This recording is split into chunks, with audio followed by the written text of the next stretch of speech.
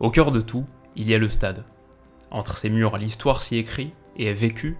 Sur cette structure, l'histoire se lit et est reçue. Ce n'est après tout pas le seul contraste, il y a dans cette immensité une proximité indescriptible. Nous sommes si nombreux, pourquoi nos voix ne font-elles qu'un? Comment peut-on être si proche et si loin? Peut-être bien, car le stade est une réponse qui n'autorise qu'une seule question, celle-ci: combien de vies ont basculé en gravissant ces escaliers?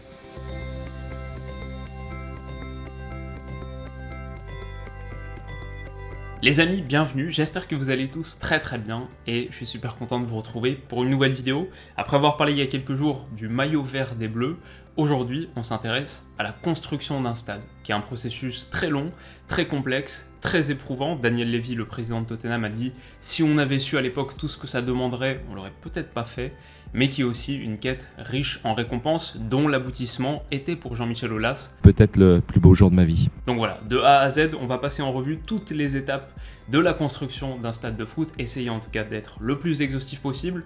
On en a pour un moment, mais je pense que ça va être assez cool, donc installez-vous bien, c'est parti. Alors, la première étape, c'est la décision.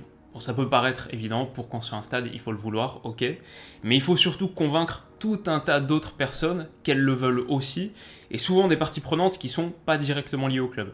Maires, députés, communautés locales, groupes d'intérêts divers et variés, l'obtention d'un permis de construire est une quête périlleuse, qui demande d'entretenir d'excellents rapports avec les décisionnaires politiques majeurs, et aussi, parfois, un sens aiguisé du timing. Comme les dirigeants de Tottenham par exemple, qui ont vu dans les émeutes de 2011 et leurs conséquences très sévères pour le quartier, une opportunité idéale de faire avancer leur projet de stade qui était jusqu'alors à l'arrêt. Pour les acteurs politiques de l'époque, la perspective de tourner la page en redynamisant le tissu économique local était une promesse particulièrement séduisante. Donc la décision, c'est là que tout commence, surtout qu'au-delà même du permis de construire, les clubs ont souvent besoin de l'appui public pour d'autres choses, un système de transport par exemple qui desservira le nouveau stade. La décision, c'est là que tout commence et c'est aussi souvent la partie la plus cynique du processus où les intérêts des puissants sont servis, parfois au détriment de personnes moins influentes, souvent dans une grande opacité. Deuxième étape, le financement. Avoir une idée, c'est bien, avoir un accord, c'est bien aussi, c'est mieux. Avoir du capital, ça c'est clé. Un stade, ça coûte très cher. Il faut acheter la parcelle de terrain, il faut louer des grues, il faut payer une société de construction pendant des années, il faut trouver une pelouse, tout le matériel pour l'entretenir. Voilà, c'est juste quelques exemples parmi des centaines, des milliers d'autres postes de dépenses. Donc il faut régler la facture, et ici les stratégies divergent, mais il faut quasiment tout le temps trouver un partenaire financier. Ça peut être une banque par exemple, en général pas trop le Crédit Agricole du coin de la rue, plutôt une grosse banque d'investissement, le Barça par exemple, pour la rénovation du Camp Nou et pour son projet Espai Barça. Ils ont obtenu un prêt de plusieurs centaines de millions d'euros de Goldman Sachs, qui est un acteur bien connu, assez présent sur ce terrain, c'est le 45e stade de leur portfolio. Il y a 3 mois, le Real Madrid a aussi conclu un accord similaire avec JP Morgan. Voilà, une banque d'investissement, c'est une des possibilités. Bon, le partenaire financier peut aussi être un nouvel actionnaire qui, en échange de son très gros billet, prend des parts du club, ou plein de petits actionnaires si un club décide de se financer en allant sur le marché boursier. Justement, dans cette veine, il peut exister des solutions un peu plus originales. Par exemple, en 2020, l'AFC Wimbledon, qui est un club assez mythique de 3e division anglaise, avait 11 millions de livres à trouver pour financer leur nouveau stade de 9000 places. Bon, l'idée initiale, c'était de vendre des parts du club à un nouvel investisseur, mais ça a été très vite écarté parce que jugé un peu contraire aux valeurs du club, qui a une histoire assez particulière, assez géniale même. Du coup, un mécanisme a été créé pour permettre aux supporters d'investir eux-mêmes et de lever la quasi-totalité du capital nécessaire via des obligations, via les Plough Lane Bonds, qui en gros permettent à un supporter de prêter de l'argent au club, minimum 1000 livres pendant 5, 10 ou 20 ans, avec un taux d'intérêt qui est choisi par le supporter lui-même entre 0 et 7% versé annuellement. Donc voilà, c'est quelques exemples qui existent pour financer un stade. La réalité, c'est que c'est un peu plus complexe que ça. La plupart du temps, les clubs utilisent un peu tout ça à la fois et d'autres choses aussi. Ils mobilisent généralement aussi une portion importante de fonds propres. Si tu investis une partie significative de ton propre argent, peut-être un quart ou un tiers du coût du stade, déjà c'est une bonne chose, tu fais baisser la facture et en plus ça envoie un bon signal aux partenaires financiers. Ça veut dire que tu es sérieux, tu es capable de mettre une bonne partie de ton argent là-dessus, donc généralement ça fait baisser le taux d'intérêt, etc. Il y a souvent des fonds propres qui rentrent dans l'équation. Donc ça c'est sur les mécanismes qui existent. Une autre chose qu'on doit ajouter, parce que là on parle du financement comme étant la deuxième étape pour construire un stade, c'est que la réalité, le financement, c'est pas tant une étape qu'un processus qui est constamment en évolution. Ça change tout le temps. Les estimations changent, les prix changent. Typiquement avec le Brexit, Tottenham a vu l'importation de tous ces matériaux pour le nouveau stade prendre à plus 15%. Et si trop de ces facteurs évoluent dans le mauvais sens, ou si la stratégie de financement n'était pas assez robuste, ça peut donner lieu à la pire chose qui puisse exister pour un nouveau stade. C'est un nouveau stade bâti à moitié, comme à Valence par exemple, comme le Nou Mestalla de Valence, dont les travaux ont été mis en pause il y a plus de 10 ans et qui laisse comme trace de cet échec une cuvette de béton désertée au nord-ouest de la ville. Troisième étape maintenant, le design, un petit peu plus léger. Le design, ça inclut beaucoup de choses. D'abord la pure question esthétique, c'est là qu'on va trouver ces visuels bien connus, les lignes fines, la douce soirée d'été, les arbres, il y a toujours beaucoup d'arbres. Pour le cabinet d'architecture qui pitch son projet à ce moment-là, c'est le moment de vendre du rêve, d'être très créatif, de proposer quelques fantaisies, en imaginant par exemple un tunnel d'entrée des joueurs qui jouxte l'espace VIP comme on le trouvera dans le nouveau stade d'Everton. Il y a une bonne manière aussi de s'assurer le soutien des supporters, c'est de montrer qu'on conserve l'histoire du club et l'esprit de l'ancien stade. À Tottenham par exemple, les restes de White Hart Lane ont été fondus dans le sol du nouveau stade et le coq, qui est l'emblème majeur du club, a été scanné au laser pour en produire une copie conforme, beaucoup plus grande, mais avec toutes les petites imperfections de l'ancien. Au-delà de l'esthétique ou du symbolique, il y a aussi d'autres questions de design qui sont fondamentales. Combien de places, par exemple, c'est peut-être la question clé, la variable clé d'un nouveau stade. Ça va déterminer son potentiel, mais aussi son coût. Et puis plus généralement, je pense qu'il faut réfléchir à la question de l'expérience. Un stade, on le sait très bien quand on y a été, c'est avant tout une machine à émotion. On y va pour ressentir quelque chose de fort, que ce soit l'émerveillement, l'engagement, la fierté. Un stade peut être très beau, mais finalement, c'est presque un détail. Il faut avant tout que l'expérience soit puissante. Alors comment est-ce qu'on fait pour donner du cœur à son stade ? Pas facile à designer, ça va dépendre beaucoup de l'histoire du club, de sa culture. Je veux dire, on ne s'invente pas une ambiance de folie du jour au lendemain, mais il y a quand même des décisions clés. Pas de piste d'athlétisme par exemple. Ok, ce stade ne sera pas éligible aux Jeux Olympiques, mais en 2022, la proximité spectateur-pelouse, c'est juste essentiel. Peut-être aussi l'inclusion d'une tribune debout. Le mur jaune de Dortmund, visiblement, a fait des adeptes. Tottenham a suivi l'exemple. C'est vrai que c'est une manière intelligente de générer un supporterisme actif qui fait grimper les décibels. Dans cette optique, la recherche de l'acoustique parfaite va aussi orienter des choix de design pour que le stade résonne au maximum. Alors quatrième étape, même si en réalité plutôt une sous-partie de la section du design, parce que c'est quelque chose qui va énormément influencer et contraindre les choix de design, c'est les normes. Si on veut bâtir un stade de foot qui accueille des matchs de foot, voire même une compétition internationale, il y a beaucoup de normes et de paramètres à respecter qui sont détaillés dans ce document de 420 pages mis en ligne sur le site de la FIFA, Football Stadiums, Technical Recommendations and Requirements. Alors pour avoir passé beaucoup trop de temps à lire, je garantis qu'on y trouve quasiment tout, la taille minimum du vestiaire des arbitres, le volume sonore maximum du speaker, la profondeur de l'implantation du poteau de but, le nombre de places requises sur le banc des remplaçants, toute une réflexion sur la manière de limiter l'impact résidentiel d'un stade, donc à la fois en matière d'illumination, pollution lumineuse, mais aussi de son, de pollution auditive. Il y a des dizaines et des dizaines de normes à suivre méticuleusement pour la FIFA, mais aussi pour l'UEFA qui classe même les stades en fonction de leur respect des normes. Ça vous parle sans doute, à une époque c'était un système d'étoiles, stade 4 étoiles pour accueillir une finale de Ligue des Champions, etc. Aujourd'hui, c'est juste un chiffre, catégorie 1 à catégorie 4. Et puis pour accueillir des matchs des compétitions UEFA, il y a des restrictions supplémentaires, comme par exemple l'interdiction de tribunes debout, ce qui pousse le mur jaune de Dortmund, ou Tottenham maintenant, à s'accommoder de sièges amovibles en plastique les soirs de Ligue des Champions. C'est le moment un peu moins fun du design. Donc on sait ce qu'on veut faire, on a les autorisations et les financements pour. Maintenant, il reste à transformer cette idée en une réalité concrète, tangible, physique. C'est le moment de la construction. Alors d'abord, il faut commencer par préparer le terrain, littéralement, en creusant. Effectivement, la pelouse en elle-même est souvent sous le niveau de la mer. Il y a tout un tas d'équipements qui sont sous la pelouse elle-même, les vestiaires par exemple. Donc il faut creuser, c'est la phase d'excavation. Une fois qu'on a vidé le sol, on y installe la structure basique et les tribunes, donc beaucoup de béton. Après ça, la charpente pour soutenir le toit. La particularité d'un stade, c'est qu'il faut réussir à porter un toit qui est énorme sans utiliser de piliers, ce qui bloquerait la vue. Et donc là, on commence à s'aventurer très loin et très en dehors de mon champ d'expertise, donc attention. Mais si j'ai bien compris, la meilleure forme pour soutenir quelque chose de lourd, c'est pas un rectangle, c'est un triangle qui résiste beaucoup mieux à la pression. Et la déclinaison naturelle d'un triangle, apparemment, c'est un arc de cercle. C'est pour ça que dans un stade de foot moderne, au-dessus de nos têtes, on voit quasiment toujours la même chose, c'est ces grandes arches d'acier pleines de triangles. Donc voilà pour la structure élémentaire. Bien sûr, il reste à peu près 1000 choses à ajouter. Les points de vente, les toilettes, les écrans géants, les loges VIP, etc.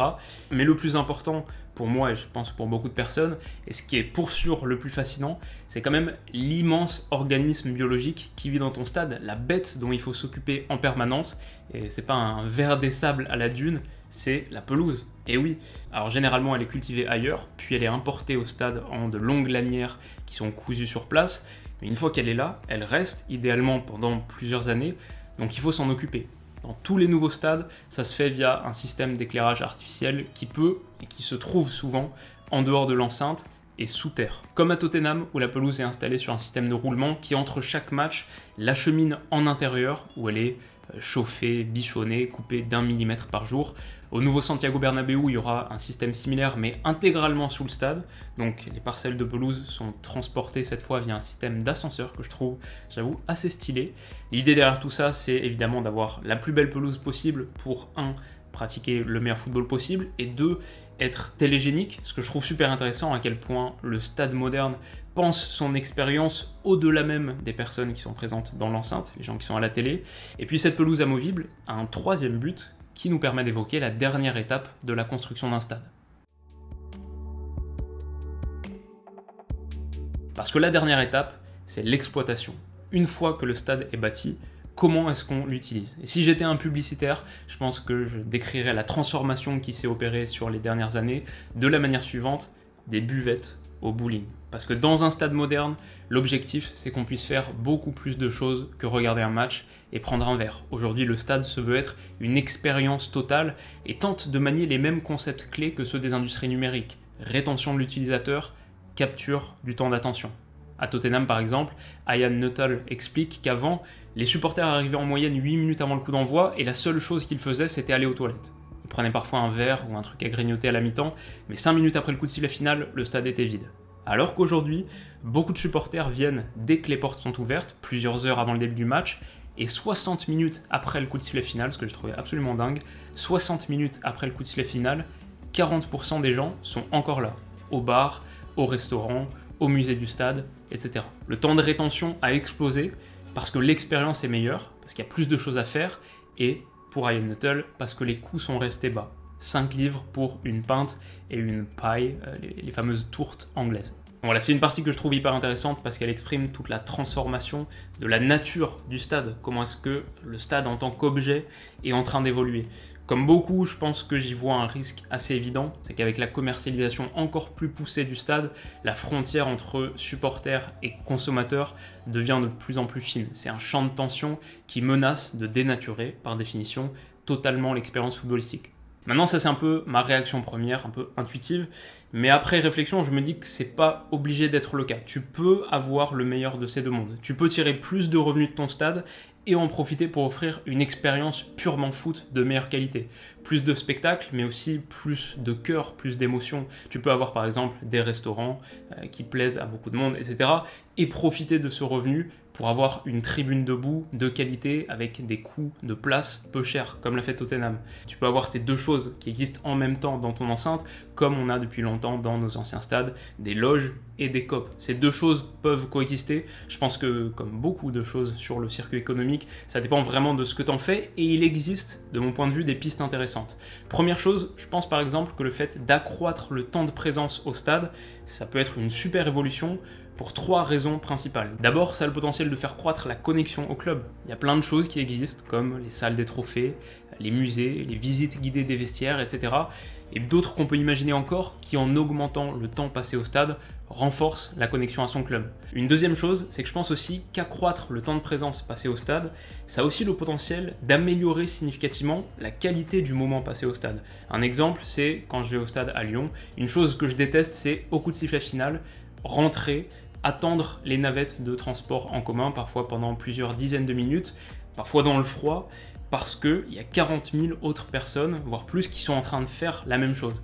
J'aime pas ce moment, j'aime pas les comportements que ça génère non plus, la simple idée de devoir se presser dès le coup de sifflet final, je trouve ça un peu triste. Les comportements que ça génère, tu vois des personnes qui en sont à jouer des coudes pour entrer dans un tramway avec des personnes qui sont pourtant a priori de la même famille qu'eux, en tout cas footballistique, qui soutiennent le même club. Un autre comportement, c'est des gens qui sont obligés ou qui partent avant le coup de sifflet final pour esquiver tout ça, alors que si à la fin du match, comme à Tottenham, t'as encore 40% des gens qui sont là une heure après, qui sont en train de prendre un verre avec des potes, dîner, faire une autre activité, ça réduit énormément les embouteillages humains, ça répartit mieux les flux et ça évite cette fuite synchronisée qui est assez triste. Donc ça c'est le deuxième point. Le troisième, c'est que j'aime beaucoup l'idée d'un stade qui existe au-delà du moment du match. Un stade, c'est après tout un bâtiment énorme, c'est une très grande parcelle de terrain. Je trouve que c'est un peu du gâchis et parfois difficilement justifiable ou compréhensible qu'ils ne vivent que 2 heures toutes les 2 semaines en moyenne. On a quand même là un lieu dans lequel on a investi des centaines de millions d'euros, donc qui a priori a quelques qualités, et on a des dizaines de milliers de personnes qui partagent un même point commun, leur amour du sport et a fortiori leur amour pour leur club. Avec tout ça, il y a de quoi créer quelques activités cool ou des moments sympas. Surtout, et c'est peut-être l'idée clé, c'est qu'un lieu de vie, un lieu d'activité, c'est pas forcément un lieu de consommation pure, d'acquisition d'objets. Un stade qui par exemple servirait en dehors des matchs de centre commercial pour faire du shopping, ça me fait pas du tout vibrer, mais le truc c'est que c'est pas la seule piste qui existe. On peut très bien avoir un circuit économique fonctionnel et des activités de qualité, des choses qui permettent aux gens d'être plus heureux, de mieux vivre ensemble. On a commencé avec les bars, les restaurants, qui sont de super lieux de sociabilité, je pense que c'est un très bon point de départ. Tu peux aussi imaginer des salles de sport, des cinémas, des musées, un parc, entre beaucoup d'autres choses. Pour moi, la qualité numéro 1 du football, c'est sa capacité à éveiller la curiosité, à être une clé d'entrée pour mieux comprendre le monde, et aussi pour aller vers les autres. Et ces choses sont possibles dans un stade. Aujourd'hui plus que jamais, tout dépend de ce qu'on en fait. Donc voilà, c'est à peu près comme ça qu'on construit un stade de foot en 2022, à peu près, pour les ingénieurs parmi vous dans les commentaires. C'est grossièrement comme ça qu'on construit un stade de foot en 2022 et donc qu'on l'utilise. Je pense que ça va faire une vidéo très longue, donc pour améliorer l'expérience de visionnage, ce que je vais faire assez longue, c'est qu'il n'y aura pas de pub YouTube dessus. C'est quelque chose que j'avais mis en place sur l'analyse tactique de PSG Real semaine dernière, qui était assez longue aussi, et que j'ai envie de reconduire sur mes vidéos les plus quali. On va dire que grâce à mes autres sponsors, la chaîne fonctionne suffisamment bien pour que j'implémente cette stratégie-là, pour que je puisse enlever les pubs de toutes les vidéos que je considère être mes meilleures vidéos. Ça me fait plaisir de le faire, je pense que c'est un bon développement, et comme pour un stade moderne, c'est peut-être aussi la preuve qu'on peut générer plus de revenus ailleurs et l'utiliser à bon escient. En tout cas, j'espère que la vidéo vous a plu. Si c'est le cas, j'imagine que c'est le cas si vous êtes encore là. Si c'est le cas, n'hésitez pas à mettre un petit pouce bleu, ça améliorera son référencement, elle tournera un petit peu plus sur YouTube, etc. Faites-moi part aussi de vos réflexions en commentaire, je suis sûr qu'on peut affiner encore davantage l'analyse. Il y a plein de choses à dire pour prolonger la réflexion, donc dites-le moi en commentaire. Si vous êtes arrivé jusqu'à la fin, vous pouvez aussi mettre un petit emoji stade. Je crois pas que les commentaires drivent beaucoup le référencement, mais ça me fera plaisir de voir qu'il y en a qui ont tout regardé. Merci pour tout, en tout cas, merci pour tout votre soutien que je reçois depuis plusieurs jours, semaines, depuis 5 ans, depuis le début de la chaîne. Merci pour tout, ça me fait chaud au cœur. On se retrouve très vite pour la prochaine vidéo, pour parler Ligue des Champions cette semaine, par exemple, et puis pour plein d'autres sujets originaux de ce type très vite. Prenez soin de vous et de vos proches, on se dit à bientôt, bisous.